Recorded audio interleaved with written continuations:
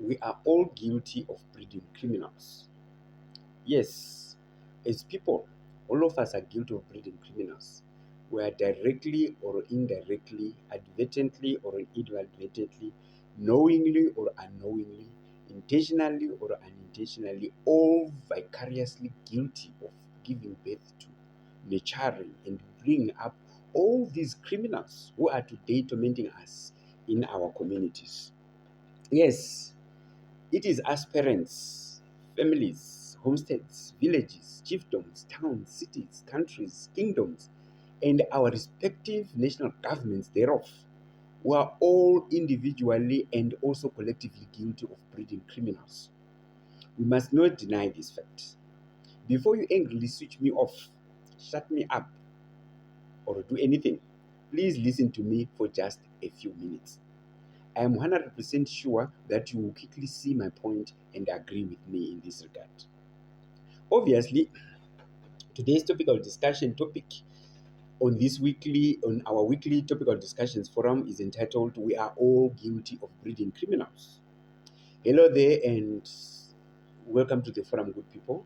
My name is Cleopas Banda, or Dr. Cleopas Banda. I'm an occupational health and social protection specialist medical doctor by profession, but I also love social discourses, hence this weekly topical discussions forum. The topics which are discussed on this forum actually come from articles which are found in my book entitled Topical Discussions Volume 1. This book is available on Amazon Books online in both the electronic and print versions. It may also be available in your local bookshops. Please check it out, get a copy for yourself, and join in the debate. You are also very much welcome and even encouraged to start your own local debates on this and other topically hot issues which are discussed in that book. Do it in all your social media groups, be it on WhatsApp, TikTok, Instagram, Facebook, LinkedIn, X, or whatever social platform it may be. That way, we may just be able to solve some of the teething social problems or issues which bedevil all of us today as individuals, families, villages, towns, cities, countries in this world. Anyway, let us now focus on today's topical discussion topic, which asserts that we are all, without exception, guilty of breeding criminals. Here we go, good people.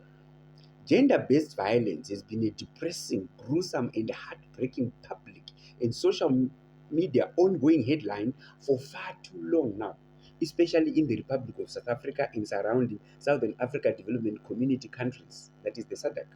According to the World Population Review data of 2019, the top five countries with the highest rates of rape cases, that is the number of rape cases per 1 million citizens in the whole world in 2019 or just before 2019 were as follows. Number one was South Africa with 1,324 rape cases per million. At number 2 was Botswana with 929 rape cases per million. At number 3, Lesotho, 827 rape cases per million. At number 4, Eswatini, 775 rape cases per million. And at number 5, Bermuda, with 674 rape cases per million. This is horrendous, guys. This is bad. The saddest and most staggering fact is that 4 out of the 5 2019 top rape countries of the world are found in Southern Africa. They all belong to the SADC or Southern Africa Development Community Socio-Economic Regional Bloc. Furthermore, they also belong to the Southern Africa Customs Union, one of the oldest customs unions in the world. Obviously, there are many commonalities between these 4 SADC countries. For a start, geophysically, they are all located in the southern end of Southern Africa and they share contiguous borders. They have shared anthropology, history, languages, traditions, cultures, values, and beliefs, and not to mention their shared economies, human and social lifestyles. Apparently, these rape statistics show that these SACU countries also have shared customs in terms of criminal patterns and properties thereof as well. This is indeed astounding and calls for a lot of introspection from the affected countries themselves as individual countries and also from the regional economic blocs which they belong to, that is SADC and SACO. There is no doubt that there must definitely be something within the human and social fabric of all these 4 countries which predisposes them to these very high levels or incidences of rape and other crimes. Interestingly, in the same year, that is World Population Review 2019, Lesotho was placed at number 5, with South Africa at number 9 and Eswatini at number 21 for countries with the highest murder rates in the world, the whole world, I mean. As far as sexual exploitation is concerned, statistical data from the Joint United Nations Program on HIV and AIDS of 2016, that is the sex workers population size estimates, revealed that the estimated number of prostitutes per 10,000 of human population in selected SADC countries were as follows. At number 1 was the Democratic Republic of Congo, DRC, with an estimated 368 prostitutes per 10,000 of the population. At number 2 was Namibia, with 33 prostitutes per 10,000 of the population. At number 3 was Eswatini, with 30 prostitutes per 10,000. At number 4 was both Tanzania and Lesotho, with 29 prostitutes per 10,000 of the population each. At number 5 was Botswana, with 19 prostitutes per 10,000. And at number 6 was Angola, with 12 prostitutes per 10,000. At number 7 was Zimbabwe, with 8 prostitutes per 10,000.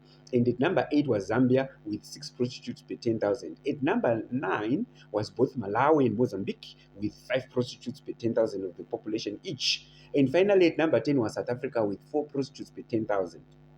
These statistics and the position thereof are for within the SADC region only and not worldwide, but they still cast a very grim and unsavory picture indeed in terms of crime in the region. These are the horrible statistics of our beloved SADC and SADC countries as far as the horrific crimes of gender-based violence, murder, prostitution, and the sexual exploitation of women are concerned. Good people, these figures must change, and change for the better as soon as possible. It is and must be each and every SADC and SACO government and citizens' duty, responsibility, and obligation to ensure that these very horrendous figures or statistics change for the better sooner rather than later, right? Otherwise, as SADC and SACO states, we will self-destruct sooner and faster than we think. Trust me on this one. Trust me. However, for that desired change to take place, we must be very, very clear as to what exactly are the collective causes of all these crimes and the criminal mindedness which drives them. We must not just focus on the individual crimes and the individual people who commit them, as we seem to be doing right now. We must intensely focus on the commonalities which drive crime and which also reside inside the individual people who commit crimes. We must focus on the root causes of crime and criminality.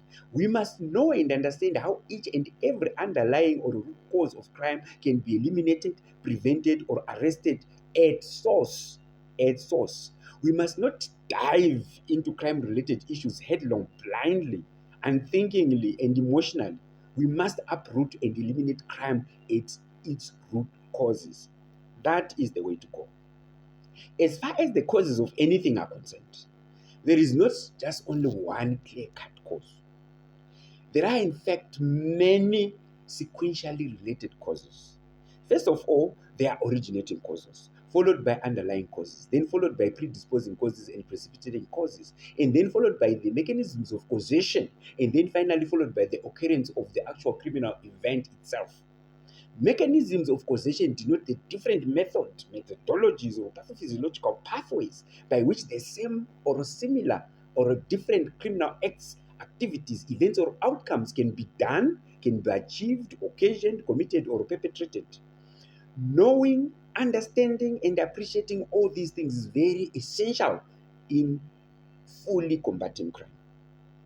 A very clear, deep, thorough, and cogent knowledge and understanding of all the different mechanisms of causation of crime in general, and also of each specific and individual crime which are or can be committed, is very essential in helping to successfully deal with these social challenges.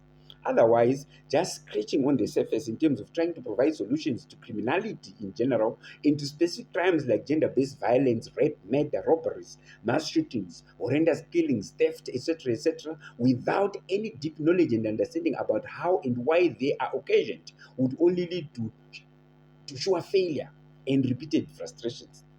This is because with such a superficial, perfunctory, or cosmetic approach, the originating and underlying causes would not be tackled, let alone holistically, correctly, or appropriately.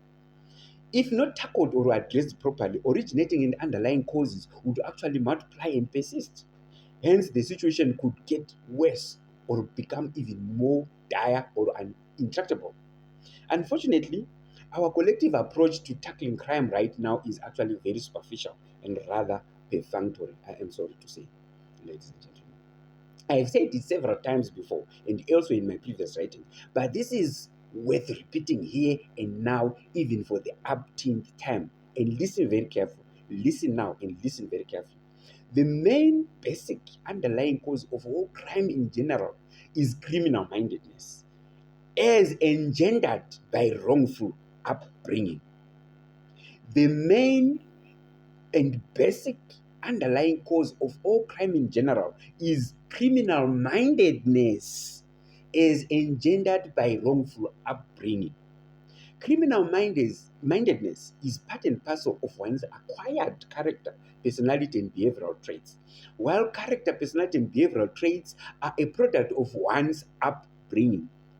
Please note that character, personality, and behavioral traits are not genetically inherited, transmitted, or transmissible. As deep rooted as they are in fact all acquired, learned, and taught characteristics or traits. They are not genetically inherited. Please listen to this factual assertion very, very carefully, because it is the most important thing to learn, grasp, know, and understand in this social discourse. Character, personality, and behavior are not genetically inherited traits. They are acquired, taught, and learned traits or characteristics. There are absolutely no naturally existing genetic codes for good or bad character, personality, or behavioral traits or characteristics. In terms of character, personality, and behavioral traits, all human beings, black, white, yellow, pink, or whatever race or skin color they are or may be, are born as blank, as spotless as a clean sheet of white paper. No one, no one is born with any character, personality, or behavioral traits, tendencies, or characteristics. We are all born angels, but the world then soon and quickly conspires to make criminal minded little devils out of us, even though they are actually acquired, taught, or learned. Character, personality, and behavioral traits or characteristics are very deep seated, powerful, in strong attributes. They hold on or are held on to by the one who possesses them as stubbornly and as tenaciously as a tick. This is the main reason why many people think or believe that character, personality, and behavioral traits are genetically imbued or transmitted. Yet that is not the case at all. Trust me on this one. That is not the case at all. Please note that there is a very big difference between one's personal character, personality, and behavioral traits or characteristics in the common, naturally endowed biological characteristics or properties of all human beings. There is a big difference between these two. The commonly shared natural biological characteristics which make human beings similar to each other as human beings and different from all other animals are obviously genetically inherited or transmitted. For example, the genetic constitution of human beings is vastly different from that of dogs, cats, cattle, and other animals. Human beings have got a very different genome or genetic pool from all these other animals. All other animals have got their own genomes or genetic pools as well. However, as human beings, we all share the same big or all-inclusive genome or genetic pool. Normally, we've got the same number of chromosomes and also the same number and types of genes. The only difference we have as human beings is in gene alleles. A gene is a specific sequence of deoxyribonucleic acid or DNA, which is located at a particular position, location, point, or locus on a particular chromosome that codes for a particular end product, end result, phenotype, or outward expression, such as skin color, eye color, the type of hair, for example. On the other hand, a gene allele is a variant or alternative form of the same gene. For example, the gene for eye color can have an allele for brown eyes, or for blue eyes. One inherits one allele from for each gene from each one of one's biological parents. The inherited gene alleles pairs, these two pairs which are inherited from one from the mother and one from the father, interact either recessively, dominantly, or co-dominantly to determine one's phenotype or outward expression, appearance, or trait. Hence, even though all human beings share the same broad and all inclusive human genetic pool, there are different gene allele pools in that one big and all-inclusive human genome or genetic pool. These different but still very broad human gene allele pools give rise to the different human races which exist in this world today. Within those different human races, there are also different gene alleles which give rise to specific differences between people of the same race or skin color, such as eye color, hair color, body size, height, weight, etc., etc. These genetically inherited biological characteristics of human beings are not the same thing as the human character, personality, and behavioral traits which we are talking about here. Genomes do not determine, influence, or define the specific and individual character, personality, or behavioral traits, or behavioral leniencies or tendencies of any individual human being. Character, personality, and behavioral traits are not genetically inherited, transmitted, or determined. They are 100% environmentally and experientially derived and determined. As far as definitions are concerned, in this discourse, character denotes one's very strong, powerful, deep-seated, and deep-rooted acquired behavioral traits, tendencies, or characteristics. Character defining behavioral tendencies, traits, or characteristics sit very strongly and also very deeply in one's unconscious, subconscious, and conscious minds. On the other hand, personality denotes one's most frequently practiced, exhibited, or manifested behavior. A person with a good personality would most frequently do good things or behave in a good manner, while a person with a bad personality would most frequently do the opposite. To behave is to do or to act. Hence, behavior is simply what one does. By definition, it is pretty obvious that character, personality, and behavior are all acquired, taught, or learned traits. They are not genetically transmitted. Meanwhile, let's go back to talk some more about the very important issue of criminal mindedness. As already pointed out, criminal mindedness is part and parcel of one's character, personality, and behavioral traits or characteristics. Hence, it is not a product of genetics, but just like character, it is an acquired, learned, or taught behavioral tendency, characteristic, or trait. A criminally minded person is more inclined, more likely, and more prone to commit crime than someone who is not criminally minded. As part and parcel of character, personality, and behavior, criminal mindedness is very strong, powerful, and deep-seated behavioral is a very strong, powerful, and deep-seated behavioral inclination, tendency, or propensity, which also naturally resides in one's unconscious, subconscious, and conscious minds. The fact that criminal mindedness is actually part and parcel of one's character or characteristic behavioral tendencies means that all crimes and criminal activities such as gender-based violence, GBV, murder, rape, robbery, theft, corruption, sexual abuse, and the rest of them all terrible, horrible, despicable, and unspeakable bad behaviors which people exhibit or can exhibit are not genetically transmitted but are in fact acquired, taught, or learned phenomena. This is one of the most important facts to learn, grasp, know, appreciate, and understand as far as the true originating and underlying causes of crime and criminal mindedness is concerned, ladies and gentlemen.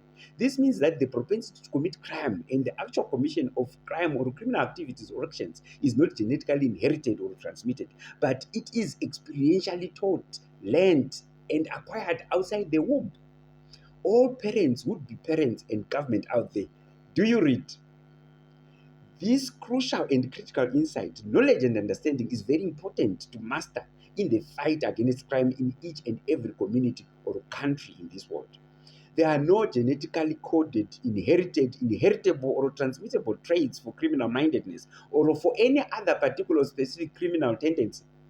All children are born angels in terms of their potential to be of good character, personality, or behavior. It is actually the world into which they are born and in which they are raised and grow up, which insidiously conspires to turn them into little devils.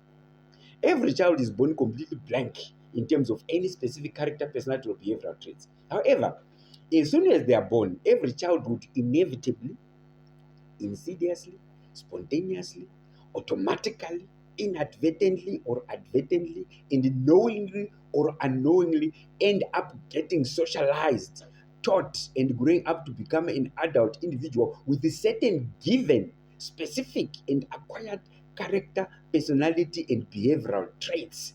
Let this sink.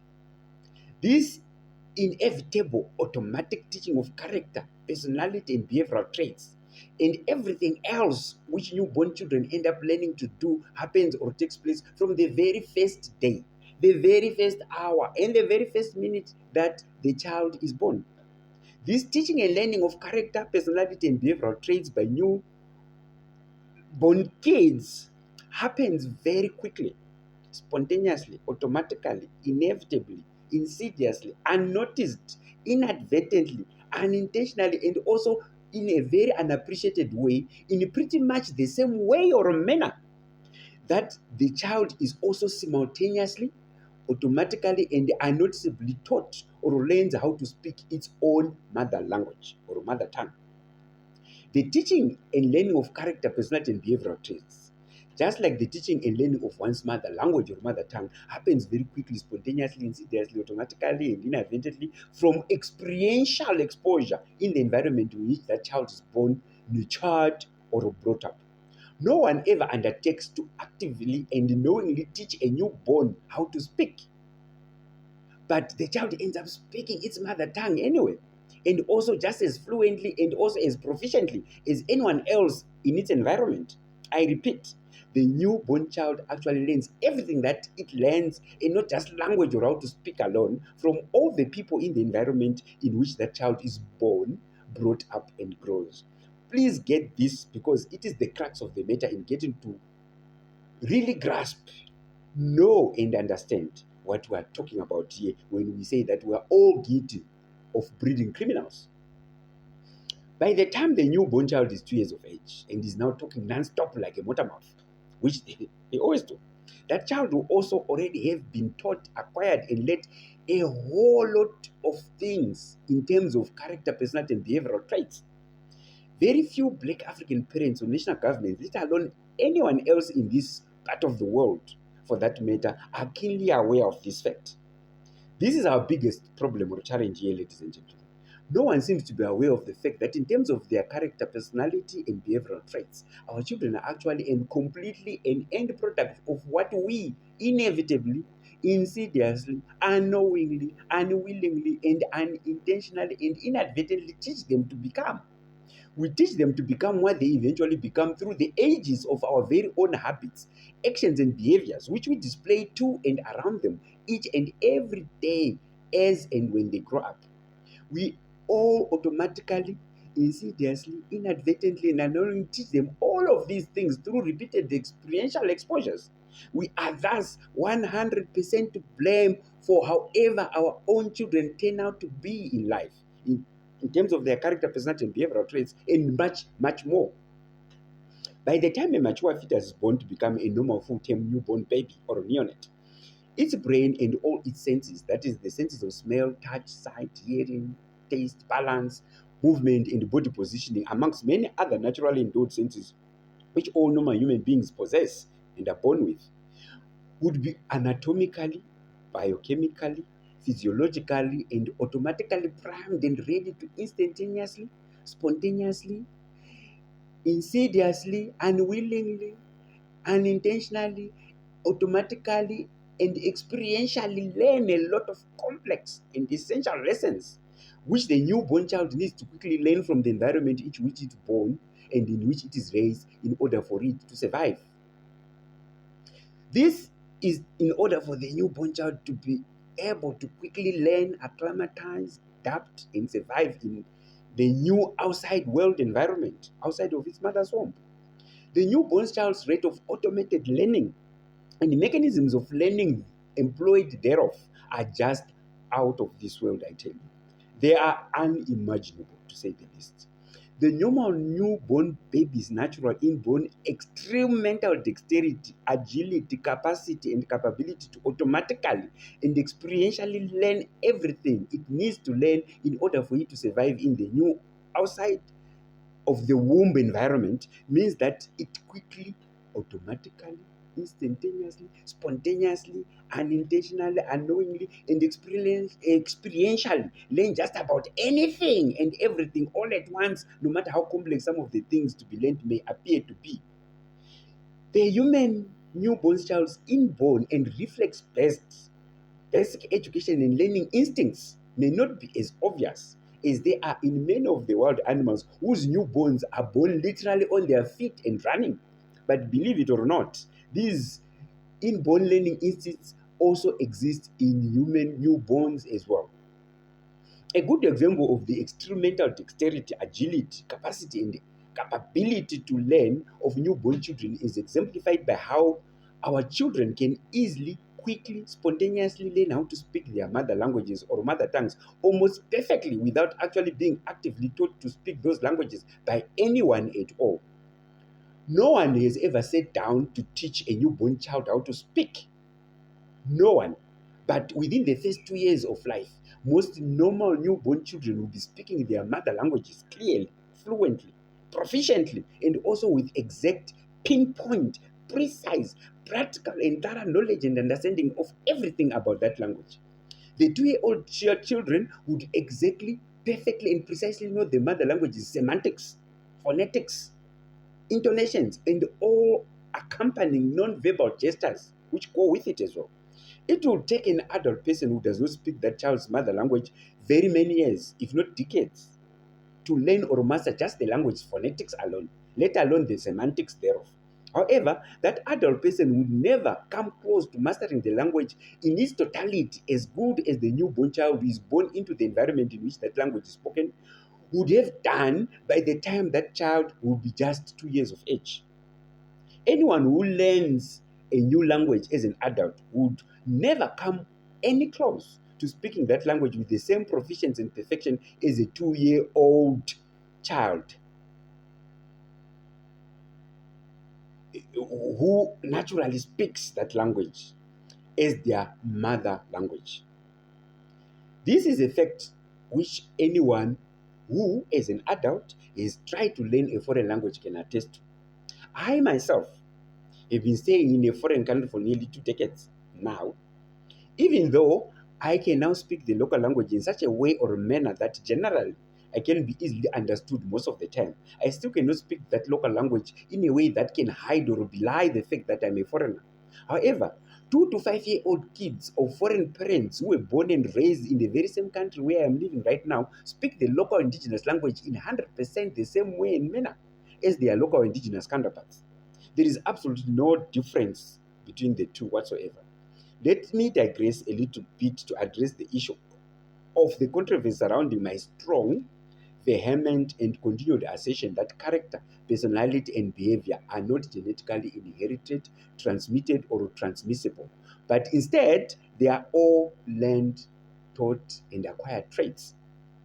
Some people have put up fierce arguments against this assertion. They have argued that there is some element of genetic transmission which is involved in the acquisition of character, personality, and behavioral traits. I still insist that there is absolutely no genetic transmission involved whatsoever. I think the antagonists of this assertion mistake the fact that the speed, capacity, or extent to which one can learn, this being the ability, ease, and proficiency with which one can learn anything, is actually a component of one's intellectual capacity. Intellectual capacity or intelligence is obviously genetically endowed. However, this does not necessarily mean that the exact things which one specifically gets to learn at the end of the day are also genetically endowed or influenced. No, no, it does not mean that. For example, while the capacity to learn language or to learn to speak in general is obviously genetically endowed, the exact or specific mother tongue or language which one gets to automatically learn and master soon after birth is 100% influenced by environmental exposure and not by genetics. This is the reason why a black African child who gets adopted, for example, by parents, Chinese parents, soon after birth and is then 100% raised in China and surrounded by Chinese speaking people, would by 2 years of age be speaking Mandarin or Cantonese just like a true original indigenous Chinese person. In fact, that child will be 100% Chinese, not only in its character, personality, and behavioral traits, but also in everything else which is Chinese, except only in its obviously being of black African descent in terms of complexion and other genetically endowed body features. The child's genetic constitution will be 100% black African, but its language, norms, values, beliefs, tradition, culture, character, personality, and behavioral traits will all be 100% Chinese. These are not just my opinions, but documented facts, ladies and gentlemen. It is intelligence or intellectual capacity to learn anything and everything which is genetically transmitted, and not specifically what one actually gets to learn. What specifically one actually gets to learn using that genetically imbued intelligence or intellectual capacity to learn must not be misconstrued to be genetically endowed as well, because it is not genetically determined but environmentally and experientially occasioned, like I have just demonstrated right now. Experiential exposure is what determines the specific things which one gets to learn and not genetics, at least in human beings. I hope that this argument is now closed. Anyway, what many people do not know or realize is the fact that while our newborn children will be insidiously, unknowingly, unintentionally, and automatically learning their mother language or mother tongues within the first 2 years of their life, from the environment in which they are born, raised, and brought up, they would also be simultaneously, instantaneously, insidiously, imperceptibly, unknowingly, unintentionally, naturally, and automatically learning everything else which is related to their adult character, personality, and behavioral traits from the very same environment as well, and also from the very same people who would also be automatically and unknowingly teaching them their mother language. This is the crux of the matter here, ladies and gentlemen. Once we know this fact, we would also know the main, basic, originating and underlying causes of crime: gender-based violence, murder, rape, sexual abuse, robbery, theft, and the rest of them all deadly, horrible, despicable, and unspeakable crimes there are in this world today. We would also know exactly what needs to be done to eliminate crime-related bad character, personality, and behavioral traits and tendencies from the midst of our families, communities, villages, towns, cities, countries, and nations. So let's restate this fact once more. Character, personality, and behavioral traits are not genetically transmitted. They are all learned, taught, and acquired traits. They are all in the upbringing. The long and short of it is that at birth, the newborn child's brain is 25% of its normal adult size. By 2 years of age, it is at 85% of that. By 5 years of age, it is at 90%. By 7 years, it is at 95% of its adult size. And by 10 years, it is at 99%. And finally, by 12 years, it will be at 100% of its adult size. Please note that the completeness of a child automatically learning and internalizing essential and fundamental human attributes such as language, character, personality, and behavioral traits, amongst many other learned things and attributes, which all children start to learn and acquire soon after birth, also follows the very same age-related percentage completeness as the brain's anatomical growth and developmental milestones, which I have just enumerated. This is the biggest point here, ladies and gentlemen. What this means is that at 2 years of age, most children would already have learned about 85% of their default adulthood character, personality, and behavioral traits. At 5 years of age, that jumps to 90%. At 7 years of age, it becomes 95%. And at 10 years of age, it will be 99%. And by 12 years of age, it will be 100%. This means that at 12 years of age, a child's inadvertently taught, learned, and acquired character, personality, and behavioral traits would already be cast in stone. There will be not much exposure-based, spontaneous, or automated learning capacity left in the child at that particular point in time. Most importantly, there would also not be much room for any tinkering, manipulation, or correction which can be done to the child's already well-established character, personality, and behavioral traits. This is the reason why there is a lot of truth in the old adage, which says that it is better to bring up children with good character, personality, and behavioral traits in the very first place than to try to mend already broken men and women. Prevention is always better than cure. Besides being expensive, complete cure is not always attainable. As far as building communities and countries of citizens with good character, personality, and behavioral traits is concerned, it therefore means that the only window of opportunity during which this can be done is within the very first decade of the life of each and every one of our children, but especially within the first 2 years of the newborn child's life while it is still at home. This is the period when 85% of automated learning takes place. Are any of our beloved African national governments out there listening to this, please? I wonder. At this juncture, in our topical discussion, there are a few very, very important facts which we must realize, learn, and know. Firstly, the things which a newborn child learns automatically, spontaneously, insidiously, and unintentionally from birth through experiential exposure and without being actively taught by anyone get to be so deeply ingrained in the child's brain and psyche that they became second nature to that child. In fact, they become natural to that child. They become part and parcel of the child's nature. For example, the mother language which children learn in this manner becomes so much part of them and part of their nature that they do not seem to even think about what to say in that language when they want to say something or anything. Whatever the child wants to say in its mother language just spews out freely, instantaneously, naturally, automatically, and spontaneously. They just speak without thinking about the exact words which they have to use. The words and accompanying non-verbal gestures would just flow out of them quickly, effortlessly, and spontaneously on their own. And those words and the accompanying non-verbal gestures will be the exact, appropriate, correct kind of words and gestures which will be needed to express not only what the child wants to say or mean, but also what they think and how they feel about what they are saying or will be saying. It will be complete speech. On the other hand, anyone who speaks a foreign language which they learned later on in life, when they are fully grown adults, would know that they need to actively think about and look deep into their memory bank for the correct and appropriate words which they need to use when they speak in that language. That is the foreign language.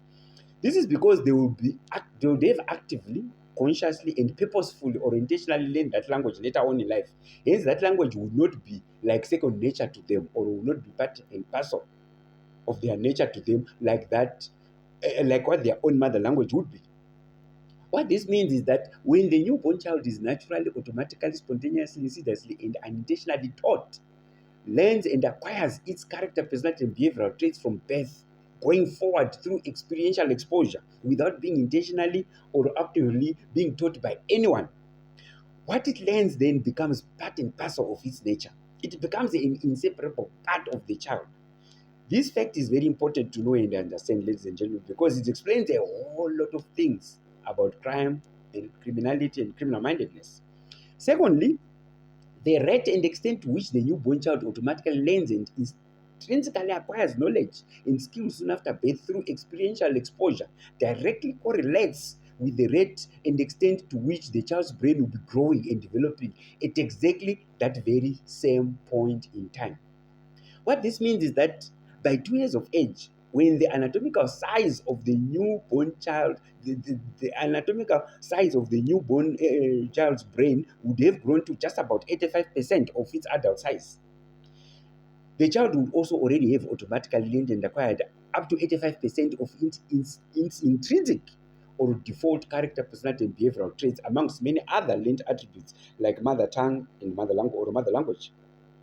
The most important thing to realize here is that up to 2 years of age, the newborn child would have been almost 100% always at home and also 100% within the realm of influence of its parents, guardians, close relatives, child minders, and other people. What this means is that these are the people who are directly and 100% responsible for teaching the child about 85% of what it gets to automatically, insidiously, spontaneously, and naturally learn up to that exact point in time, 2 years of age. This includes language and also character, personality, and behavioral traits. Hence, 85% of a child's default adulthood character, personality, and behavioral traits are taught and acquired from home and from the environment in which the child is born and brought up. It is all in the upbringing.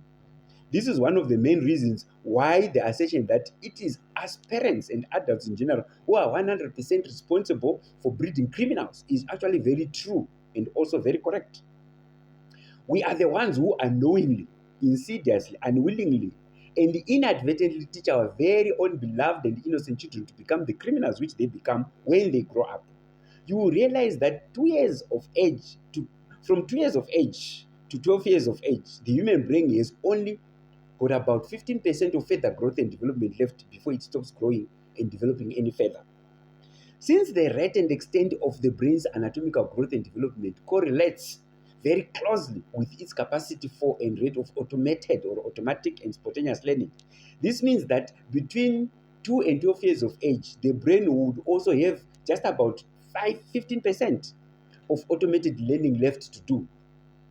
Two-thirds or 10% of that remaining 15% of the child's automated learning happens from the time the child is 2 years of age to the time it is 7 years of age. That is 5% more brain growth and development by 5 years of age and another 5% by 7 years of age. Between 7 years and 12 years of age, there is only 5% of brain growth and development left to do. This also means there will also be just 5% of automated learning left to do as well. Ladies and gentlemen, these natural human brain growth and development milestones are very important to know, understand, and appreciate in relationship to the newborn child's acquisition of its default adult character, personality, and behavioral traits or characteristics. At 2 years of age, the newborn child would have been 100% at home and in the care of his parents, guardians, and other relatives. The child will be taught, learn, and acquire 85% of its default adulthood character, personality, and behavioral traits. At 5 years of age, when the child would still mostly be at home in most cases, especially in poor Black African countries, the child would acquire a further 5% of its default adulthood character, personality, and behavioral traits. Another 5% will be acquired between 5 years and 7 years of age, making a total of 95%. The remaining 5% will be acquired between 7 and 12 years of age. Most Black African children will still be exclusively staying at home with their parents by the time they are 7 years old. Some would only start going to school at 6 or 7 years of age, and a lot don't go to kindergarten anyway. What this means is that 95% of the child's default adulthood character, personality, and behavioral traits are taught, learned, and acquired almost exclusively from the home environment, from its parents, guardians, and other very close relatives. Formal education and training at kindergarten and primary school have got only just about 5% room for maneuver in terms of teaching our children acceptable character, personality, and behavioral traits. Evidently, secondary school, high school, college, and university education and training have got absolutely zero chance of influencing a child's default adulthood character, personality, and behavioral traits. At that point in time, spontaneous and automated learning and assimilation would have long stopped and would now have been replaced by active memory-based learning. Memory-based learning is very strenuous. It is a this is a lot there is a lot of conscious awareness and thinking which is involved in memory-based learning. Hence, its success depends on someone's natural capacity to listen, concentrate, pay attention, and to remember what they are or were taught. There is a lot of non-penetration, non-absorption, and forgetfulness which happens with this kind of learning. Yet, with the automated learning which happens prior to this phase of human growth and development, there is actually automatic and spontaneous reception, penetration, absorption, and storage of new knowledge and information, and also permanent and automated total recall of the same knowledge and information as well. At this point in time, let me re-emphasize what I have already said before. All the things which our unsuspecting, innocent, and beloved newborn children get to be automatically, spontaneously, insidiously, unintentionally, unknowingly, and experientially taught, and end up learning soon after birth. And this includes the bulk of their default adulthood character, personality, and behavioral traits are so deeply ingrained in their brains and psyches, so much so that they become second nature to them. They actually become who these kids are. So, to be blunt, ladies and gentlemen, it is as parents, guardians, relatives, friends, acquaintances, countries, nations, local communities at large, and governments who insidiously, inadvertently, and unknowingly teach our very own beloved and innocent children to become rapists, thieves, murderers, robbers, and all sorts of criminally minded people. Now you know, right? Yes, please. This, ladies and gentlemen, was or is exactly the point of this topical discussion topic. We are all guilty of breeding criminals. Hence, we must also all wholeheartedly commit to stop breeding criminals henceforth. Apparently, we all did not know that it is us or parents and also us as adults who insidiously and inadvertently teach our very own beloved innocent children to either become criminals or to become good people. Yet every day we still do exactly just that anyway, whether we know it or not. Through experiential exposures, we teach our innocent and beloved children to become criminals or criminal minded, whether we know it or not, whether we like it or not, and also whether we are aware of it or not. It does not matter. We just teach them all the same. We imbue our children with the character, personality, and behavioral traits or attributes which they end up exhibiting in their adult lives. Sadly, some of our own children even start exhibiting criminal tendencies at a very young age. Until we all learn, know, trust, and believe in the fact that character, personality, and behavioral traits are not genetically transmitted, but they are insidiously, imperceptibly, knowingly or unknowingly, inadvertently and advertently, and intentionally or unintentionally taught and learned, we shall not be able to stop, prevent, or eliminate crime in this world because we will keep on groping in the dark and scratching on the surface. If we do not learn and acknowledge these facts, the scourges of crime and criminality shall continue to haunt us perennially and ad infinitum. This is regardless of whether we live in the first world or in the third world. It does not matter. The difference is just the same. Some very developed countries are actually big crime havens, and you know them.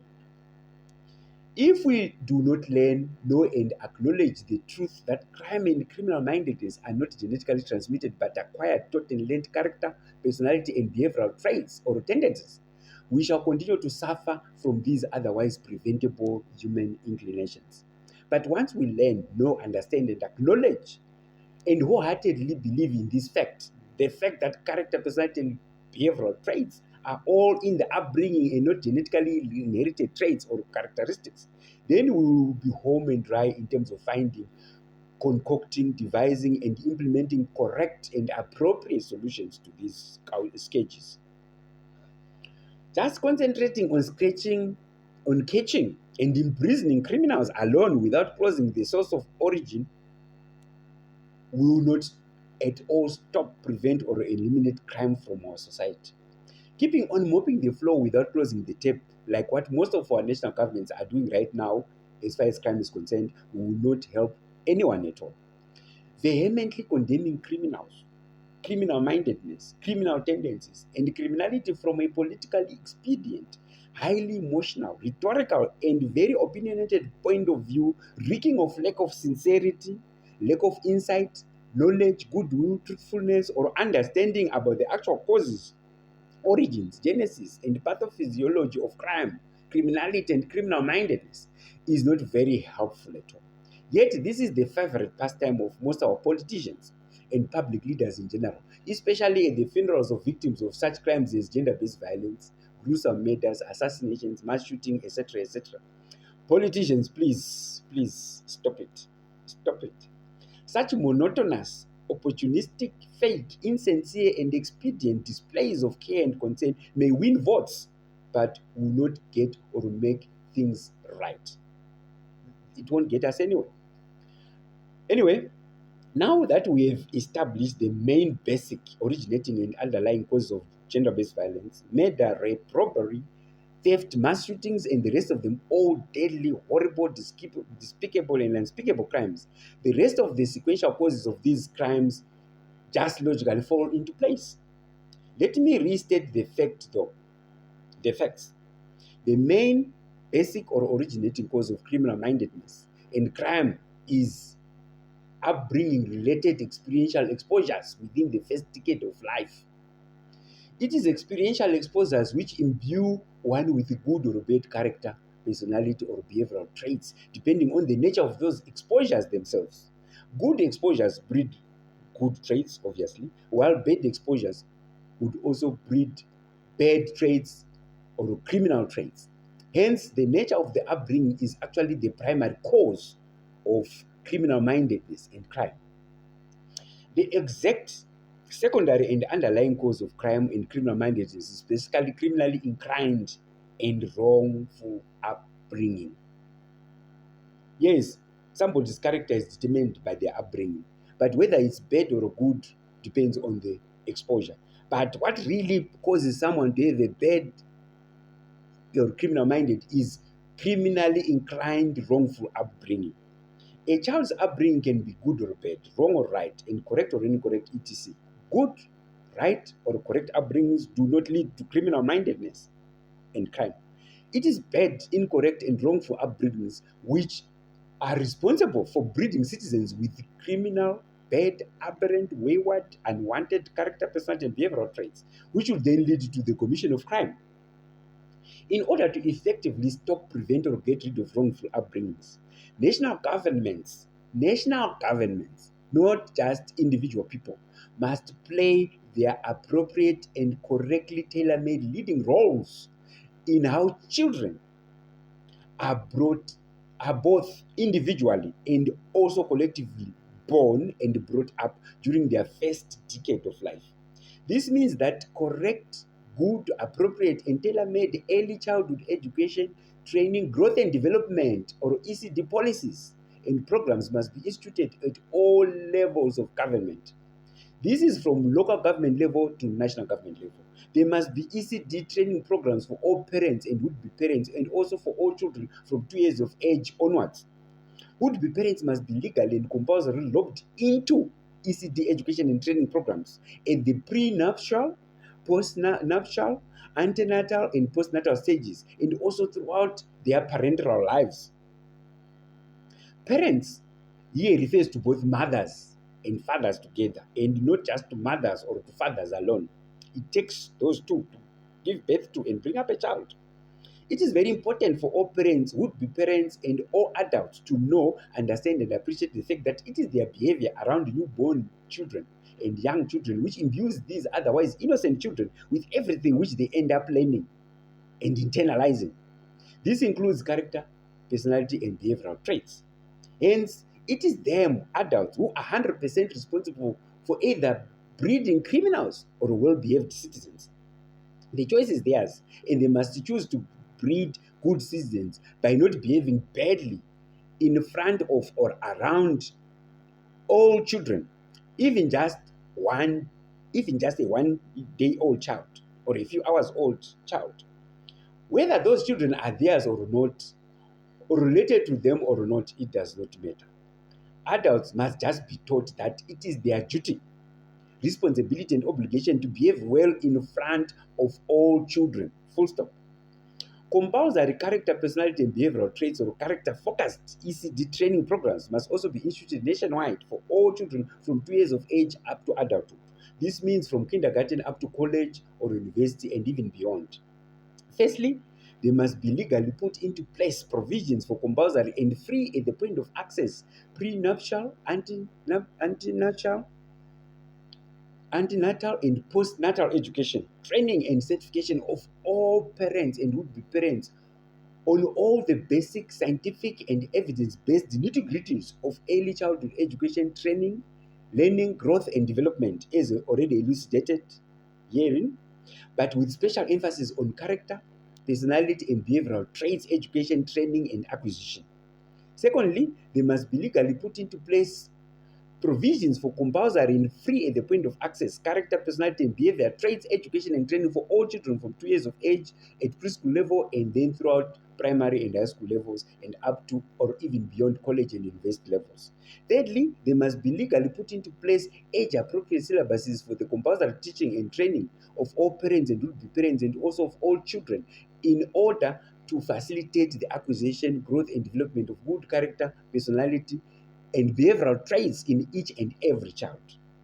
As has already been discussed, these standardized and practical early childhood education training and development ECD national syllabuses must be formally, professionally, and compulsorily taught to all parents right down from prenuptial, postnuptial, nuptial, antenatal, and postnatal stages. Age-appropriate ECD syllabuses will similarly be taught to all children from kindergarten throughout primary school, secondary school, high school, and tertiary education, and also well into adult life and even beyond, if and when necessary, or as necessary. If all these suggested measures are quickly and firmly put into place and rigorously implemented, then we shall be able to stop, prevent, and eliminate all crimes from our countries, and not just rape, murder, mass shootings, theft, or robberies. Otherwise, if we do not take ECD seriously, we will continue to breed GV, gender-based violence perpetrators, sexual abusers, rapists, murderers, thieves, robbers, and all sorts of criminals. Because of its undeniable, crucial, and critical importance in shaping human character, personality, and behavior, ECD must not only be compulsory, but it must also be free of charge at the point of access. This is so as to enable access by all children from all walks of life. Yes, GBV, I mean, ECD must be free of charge at the point of access so that all children can actually access it. All children from all walks of life, whether their parents are poor or rich. One thing which most people and governments do not realize is that if society leaves poor parents to their own devices as far as raising their own children is concerned, when those children turn out to be criminals in their adult lives, it is not only their parents or relatives who would be affected by their criminal behavior, but everyone else, and whole communities, towns, cities, and countries as well. Coming back to our sequential causes of crime, it must now be obvious that the predisposing causes of crime and criminal mindedness is the widespread lack of insight, knowledge, and understanding of where, from, how, and when character, personality, and behavioral traits are learned, acquired, and mastered. Parents themselves, their families and communities as well, are all ignorant of the fact that they are the ones who are responsible for breeding children who end up as adults with very bad character, personality, and behavioral traits, and who end up as criminals. Most parents of convicted criminals would honestly and sincerely claim to absolutely have no knowledge or no idea of where their convicted children got their criminal behavior from. This is very true. It's not that were just trying to run away from responsibility. They would actually have they would absolutely have no idea where the kids got it from, and yet the kids got it from them, but they don't know because they were teaching them without knowing that they were teaching them. This lack of knowledge and understanding and appreciation must be tackled at all stages, starting from the antenuptial stage and right through the antenatal and postnatal infancy, childhood, adolescence, scholastic, college, and up to university levels, as already discussed. The precipitating causes of crime or criminal activities are conducive conditions, situations or environment, acting on or being acted upon by already criminally minded, criminally inclined, programmed, primed, and predisposed people. The coming together of a criminally minded or a criminally inclined person with a crime permitting or a conducive situation or environment is much like throwing an already lit matchstick into a tinder box. Of course, there will be an immediate and tremendous explosive fire, just because everything would already be primed to make that happen, save for just the trigger, which in this case would then be the lit matchstick.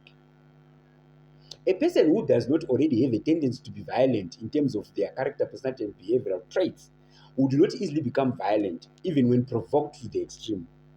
They would rather walk away than become violent, except when they are really, really, really cornered and given absolutely no option at all but to fight their way out of that situation. However, for someone who is already inclined to be violent in terms of their character, personality, and behavioral tendencies, they do not need that much or even any provocation at all in order for them to suddenly erupt violently. Just a bit of a tickle can set them off into a voluptuous and scary fireball of raging, rampaging, roaring, untamed, brutal, unimaginable, and unmitigated ball of violence. However, regardless of this pre existing inclination towards violent behavior, which exists in some people, it is still very important to prevent non triggering or precipitating causes of crime. It is unfair, unkind, illogical, and nonsensical to go around provoking and irritating people and demanding that they must not respond violently just because it is illegal to bring violence to bear upon another person. If and when deliberately, blatantly, disdainfully, and disrespectfully provoked, even the least violence inclined saint may react very, very, very violently. The mechanism and actual form or type of crime which is committed or perpetrated very much depends on the perpetrator's previous exposure or experience, and also on the prevailing forms of criminality or crime acts or criminal acts which abound in that environment. For example, if the perpetrator was exposed to gun violence, they are most likely to use a gun when they themselves commit a violent crime. The same applies with the use of hands, fists, knives, axes, spears, bows, and arrows, and so forth and so on. Legally banning the carrying of these dangerous weapons still has got a place to play or room to play in preventing violent crimes, albeit a very small and limited one. The same applies with heavily punishing criminal offenders. In fact, heavily punishing criminal offenders, although it must be done, and that even includes the death penalty, does not at all help to prevent the commission of crime. It does not stop other people from committing crime. Even the same person would come and commit the same crime again. It just fills up prison cells and cemeteries. If it helped to stop or prevent or eliminate crime, then this world would be completely crime free by now, because convicted criminals have always been heavily punished since time immemorial. Unfortunately, most of our national governments just concentrate on catching and punishing criminal offenders, and also on trying to eliminate the mechanisms of possession, such as the possession of and carrying of dangerous weapons, but without dealing with the originating, underlying, and predisposing causes of crime, as already discussed in this discussion. Dangerous weapons by themselves do not commit crimes. They don't jump out on their own and go and shoot people, spear people, X people, or pierce people. They are just means or instruments with which or by which violent crimes can be and are committed by people, not by the dangerous weapons themselves. Good people, criminal mindedness is actually very simple and easy to understand. I hope you have seen it. Criminal mindedness is very easy and simple to understand in terms of where it comes from and how it progresses and how it translates into a crime. Yet we seem not to be able to stop, prevent, or eliminate crime from our families, from our communities, chiefdoms, towns, cities, and countries. What is the problem then? Obviously, our problem is the lack of the political willpower to do what is right, to do what is correct, to do what is evidence based, to do what is scientific. Hence, we are all guilty of breeding criminals. I rest my case. Thank you and goodbye.